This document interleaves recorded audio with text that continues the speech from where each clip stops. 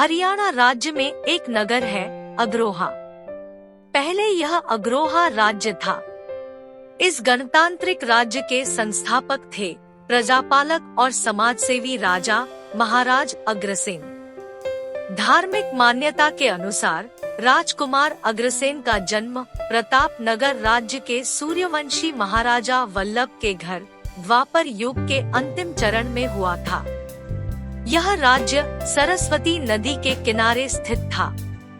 अग्रसेन के जन्म के समय ऋषि गर्ग ने कहा था कि अग्रसेन बहुत बड़ा और तेजस्वी राजा बनेगा।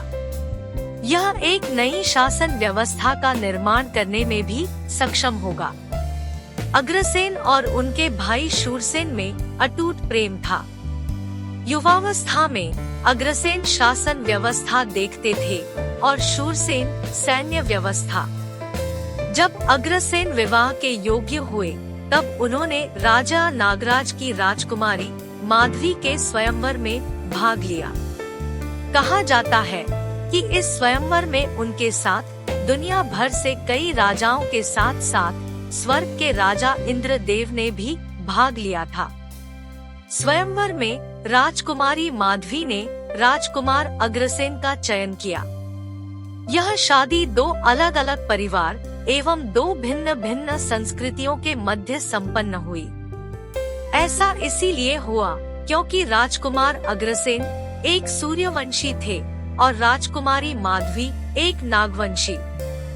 माना जाता है कि इंद्रदेव राजकुमारी माधवी की सुंदरता पर आकर्षित थे, लेकिन जब राजकुमारी माधवी का विवाह राजकुमार अग्रसेन से हुआ तब वे अत्यंत क्रोधित हो गए और उन्होंने प्रताप नगर पर वर्षा होने पर रोक लगा दी, जिससे प्रताप नगर में भयानक अकाल पड़ा और हजारों लोगों की जान चली गई। सम्राट अग्रसेन ने अपनी प्रजा की सुरक्षा के लिए इंद्र के खिलाफ युद्ध छेड़ दिया। सम्राट अग्रसेन की सेना ने इंद्र की सेना को परास्त कर दिया।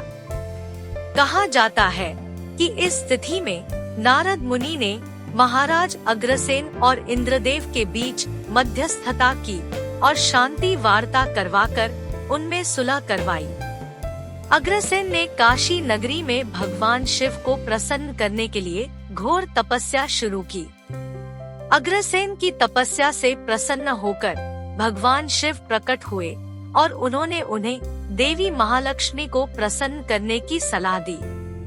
महाराज अग्रसेन अब देवी महालक्ष्मी का ध्यान करने लगे, जो उनके सामने प्रकट हुई।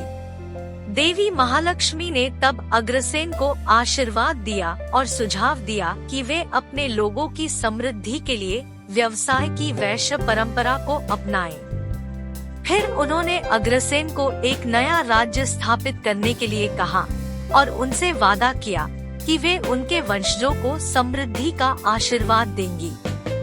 इसी कारण अग्रसेन ने अपनी क्षत्रिय परंपरा को त्याग दिया। अग्रसेन ने वैश्य धर्म को अपनाया। वे पहले वैश्य सम्राट बने। देवी महालक्ष्मी के आशीर्वाद के साथ राजा अग्रसेन ने नए राज्य की स्थापना हेतु रानी माधवी के साथ भारत का भ्रमण किया। अपनी यात्रा के दौरान वे एक जगह रुके, जहां उन्होंने देखा कि कुछ शेर और भेड़िए के बच्चे साथ साथ खेल रहे थे। राजा अग्रसेन ने रानी माधवी से कहा कि यह बहुत ही शुभ संकेत है।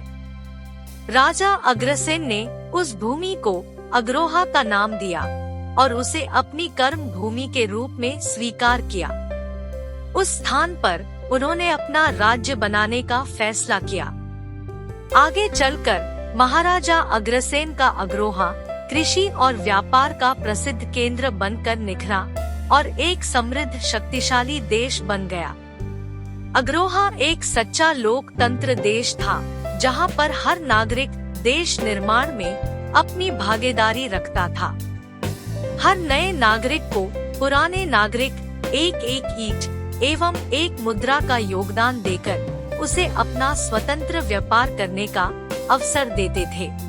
महाराज अग्रसेन के राज्य में हिंसा को कोई स्थान नहीं था। उन्होंने यज्ञों में बलि का कार्य बंद करा दिया।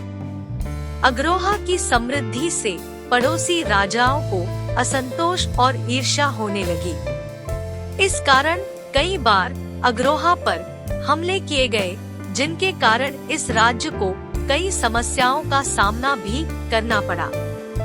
इसके बावजूद महाराज अग्रसेन ने अपने विशाल परिवार को हमेशा एकता के सूत्र में बांधे रखा।